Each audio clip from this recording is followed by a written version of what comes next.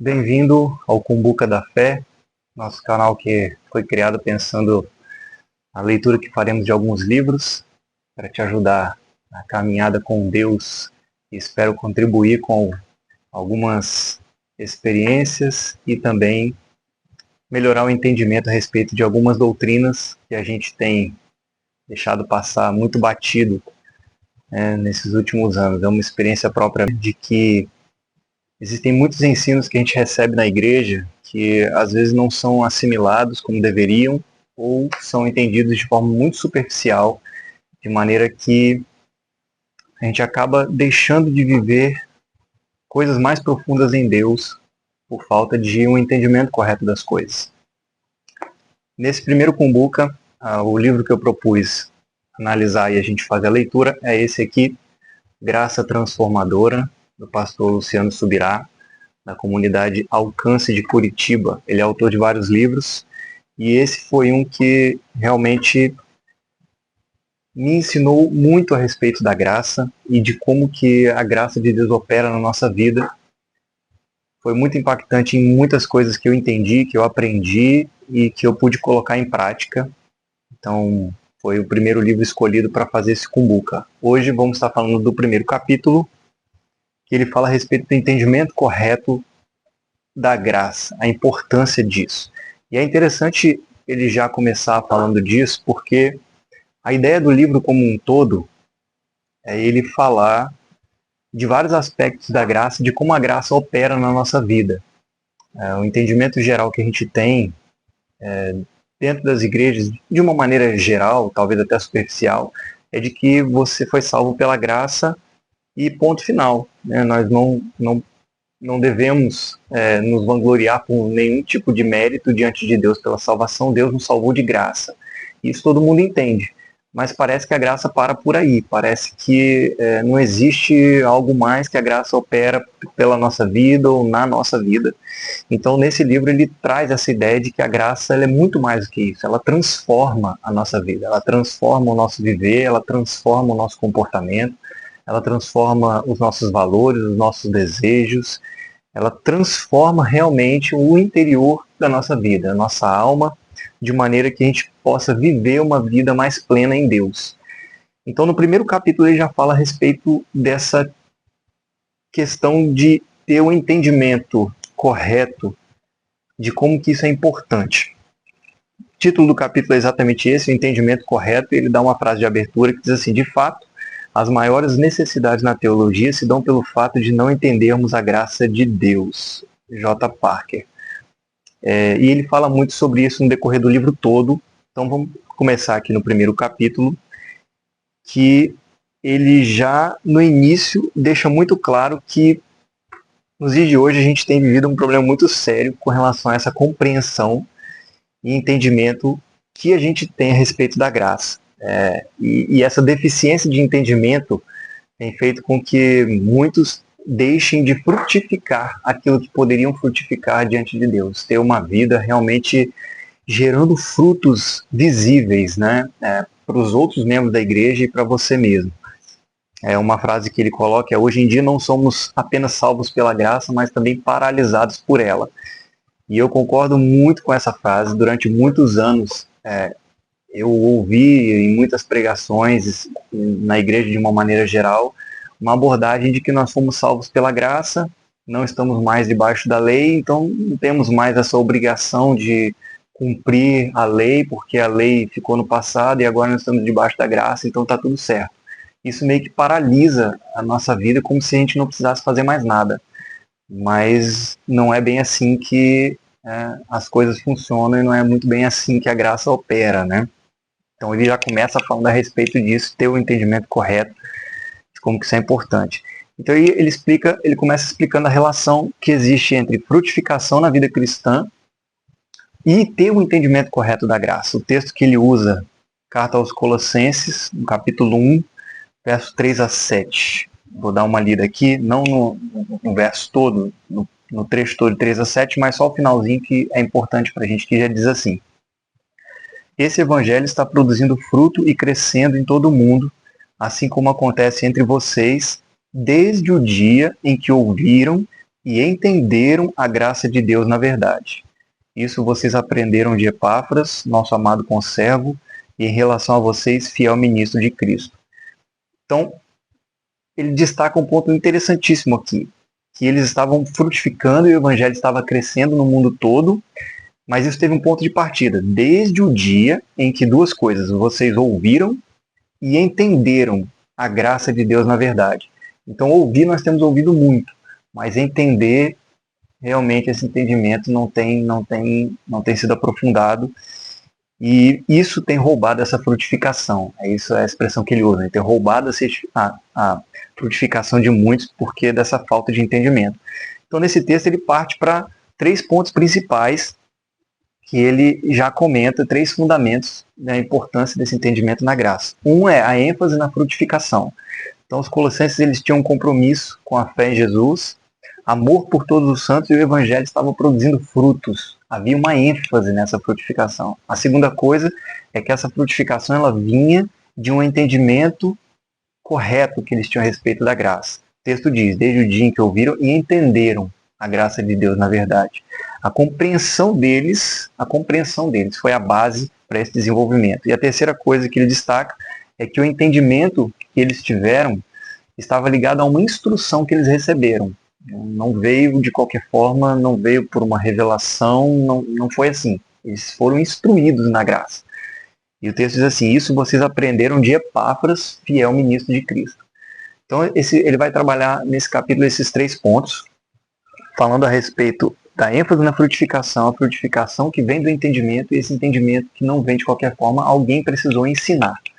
Né? Ele trabalha essas 3 questões aqui, e interessante quando ele fala a respeito desse ensino, que eles foram instruídos, essa é a parte que a gente às vezes deixa passar. Né?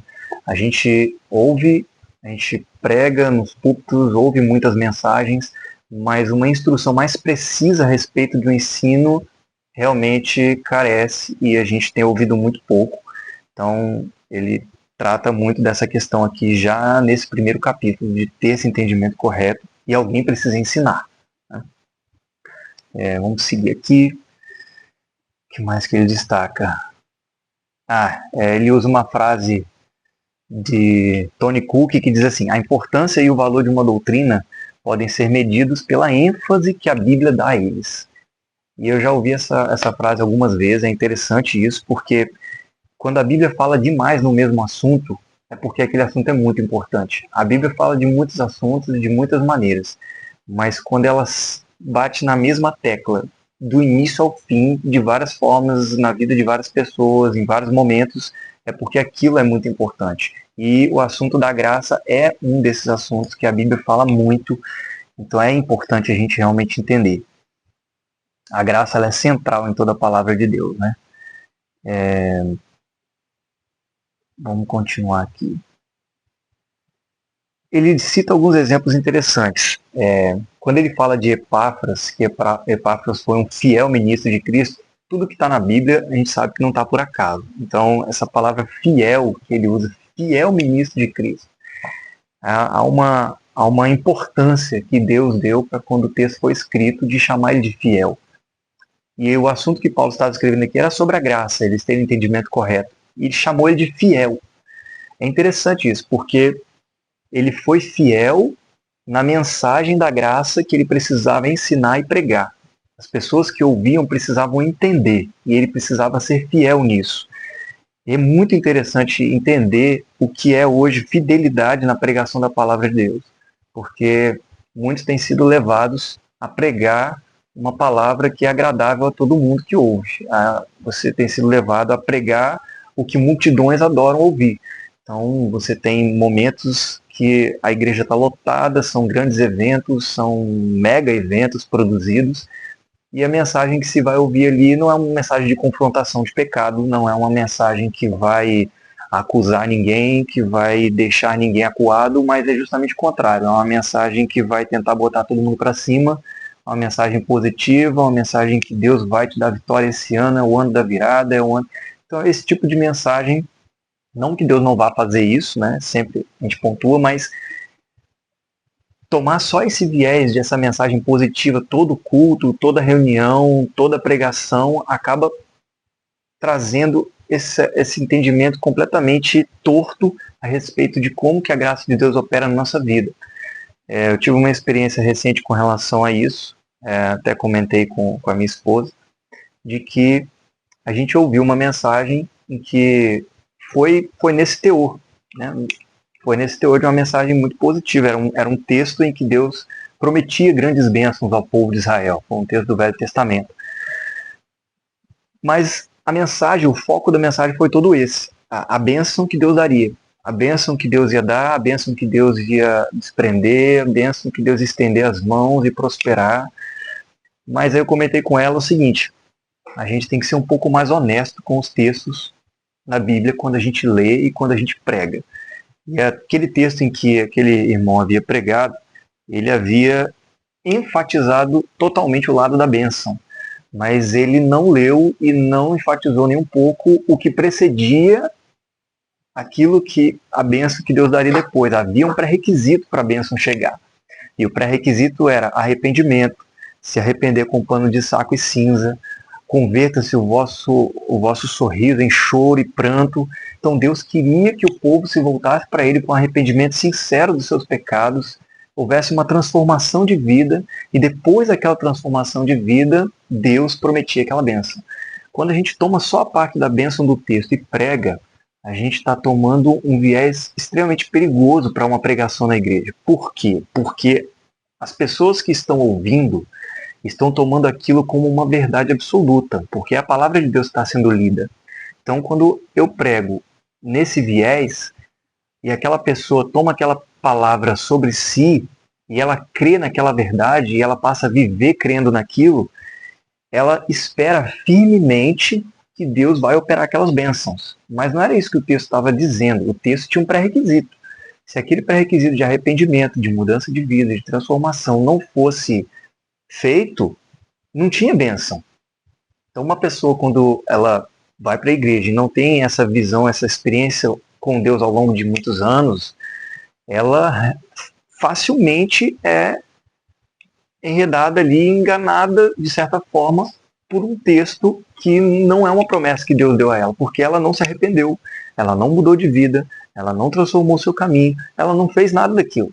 E ela viu que na sua vida não se cumpriu aquele texto, não se cumpriu aquela promessa. E aí o que acontece? Ela desanima na fé, ela começa a não querer participar mais, ela vê que aquilo que foi lido não se cumpriu, então talvez não seja verdade, não é digno de crédito, e começa a desanimar, sai da igreja, sai e não quer mais caminhar. Então a gente tem que ser muito honesto com a palavra de Deus. A gente tem que ser muito fiel àquilo que o texto ensina e prega. Com relação à graça, isso é uma verdade que a gente também precisa adequar. Então, seguindo no exemplo aqui, então, de quando um entendimento errado entra, qual é o prejuízo que esse negócio causa? O autor aqui, ele comenta a respeito do um dos primeiros grupos que tiveram na igreja primitiva, em que já se opondo à pregação do evangelho, que eram os nicolaítas. Eles são mencionados na carta de Apocalipse por 2 ou mais vezes. E quem eram os nicolaítas, né? O Hernandes Dias Lopes comenta um pouco sobre ele. Ele diz assim: eles ensinavam que a liberdade em Cristo é a liberdade para o pecado. Posso fazer o que eu quiser, eu estou livre. Eu não estou debaixo da lei. Eu estou livre para viver sem freios, sem imposições, sem regras. E eles ensinavam que o crente não precisa ser diferente, diziam que quanto maior o pecado, maior será a graça.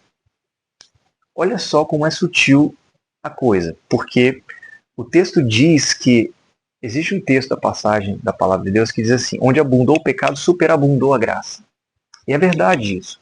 Onde houve muito pecado na vida de uma pessoa, quando ela se arrepende, a demonstração da graça de Deus sobre ela foi abundante. Houve perdão sobre todos os pecados, houve graça para que ela vencesse os pecados antigos e passados. Mas isso passou. Isso foi a experiência de conversão, isso tem que ficar para trás. Agora, você pegar esse texto, onde abundou o pecado, superabundou a graça, que está no passado, querer aplicar isso ao presente, onde abunda o pecado, superabunda a graça, isso é uma heresia. Isso é uma heresia. A gente não pode querer dizer que uma pessoa que vive no pecado, que já se converteu a Deus, que já está na igreja, que já conheceu a graça de Deus, e ainda quer permanecer no pecado deliberadamente, que essa pessoa vai ter graça abundante sobre a vida dela. Isso é uma heresia absurda. Mas era isso que os nicolaítas pregavam, que agora nós não estamos mais debaixo da lei. Nós não precisamos mais obedecer à lei. Agora nós estamos debaixo da graça, então nós podemos fazer tudo, somos livres. Então olha o tamanho do problema que eles causaram na igreja primitiva. E foram escritas, então, muitas cartas ali, diversas cartas, exortando a igreja para que não caísse nesse tipo de erro, nesse tipo de heresia. Por último, o autor comenta, já nesse primeiro capítulo aqui, a respeito do ponto que ele vai tratar no livro todo, que ele usa uma frase de Thomas Oden que diz assim: o estudo da graça é o estudo da capacitação da liberdade. Aqui entra um dos conceitos mais importantes a ser compreendido que o autor aborda ao longo de todo o livro. A graça de Deus, que é o que dá nome ao livro, graça transformadora. A graça de Deus, ela capacita o homem para vencer o pecado. Então, quando a gente fala sobre graça, não é só fui salvo pela graça de uma forma abstrata que eu não entendo muito bem. A graça, ela me dá condição de eu vencer o pecado que ainda habita na minha carne.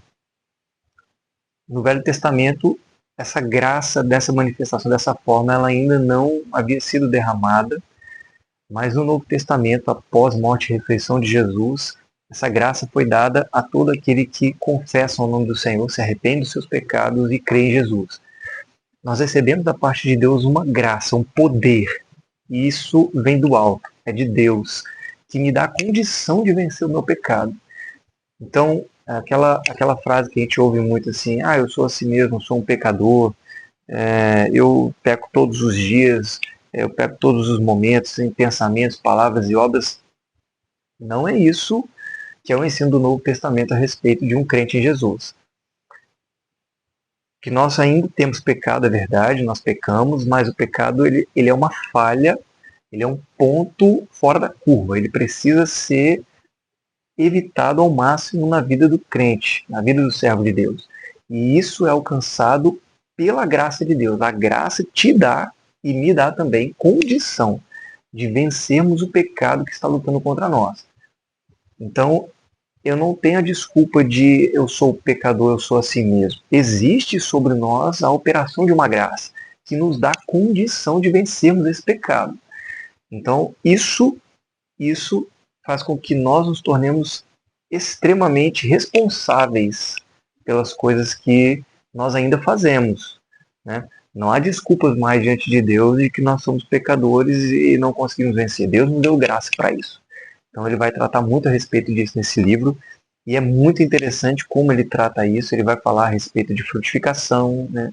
Como que o entendimento correto a respeito disso nos faz frutificar muito mais, nos faz santificar a nossa vida muito mais, nos faz entender e querer alcançar mais os galardões que Deus tem.